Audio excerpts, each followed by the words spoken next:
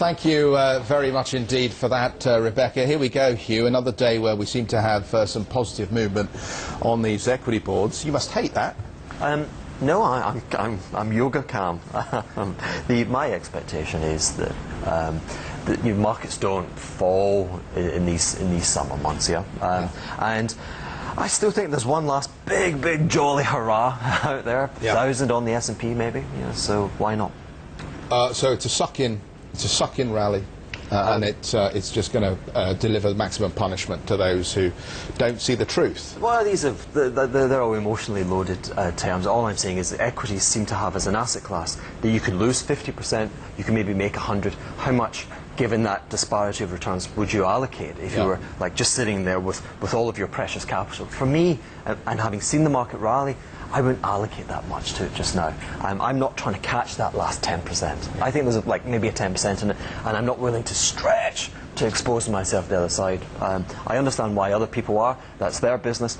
Let them do it. As I say, my flower is in winter, and I think in winter I have more misgivings that actually, whilst we see this fiscal stimulus, that the private sector is still contracting, debt is still contracting as public debt expands. I think they cancel each other out.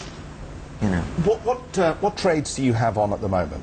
I mean, look, we know that this can change in a nanosecond, and what you may say today may be very different tomorrow or in 2 days' time. But for the record, do you have any positions right now that have real conviction?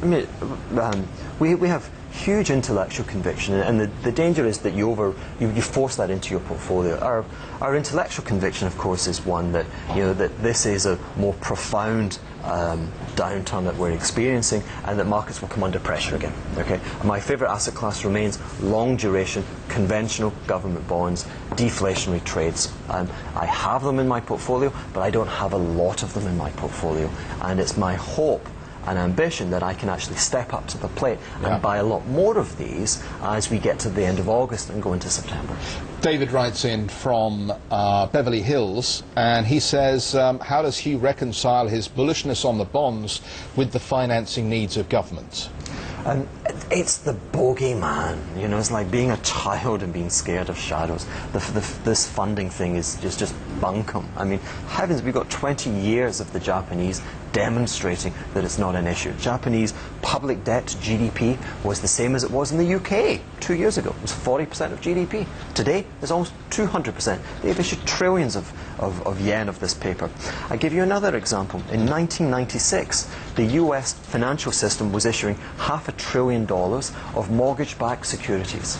In 2003, they were issuing $3 trillion. Can you imagine if we were issuing $3 trillion of Treasury this year? People would have a heart attack. Yet they sold them. You always sell them. The paradox is that people get more concerned about government and about government debt. And again, it kind of sows the seeds of its own destruction, because this fear, this bogeyman fear of issuance has pushed the 10-year to almost 4%, the 30-year to almost 5% yields. And any further on that, and what you're finding is that mortgage rates in America now are higher today than they were as we entered this year. And so we've actually dampened, we're actually tightening the screw, we're making monetary policy tighter and tighter. And as I say to you, as we get later on the year, I think that tightening in monetary policy could have a regressive impact on company earnings and on the performance of the stock market. Martin writes,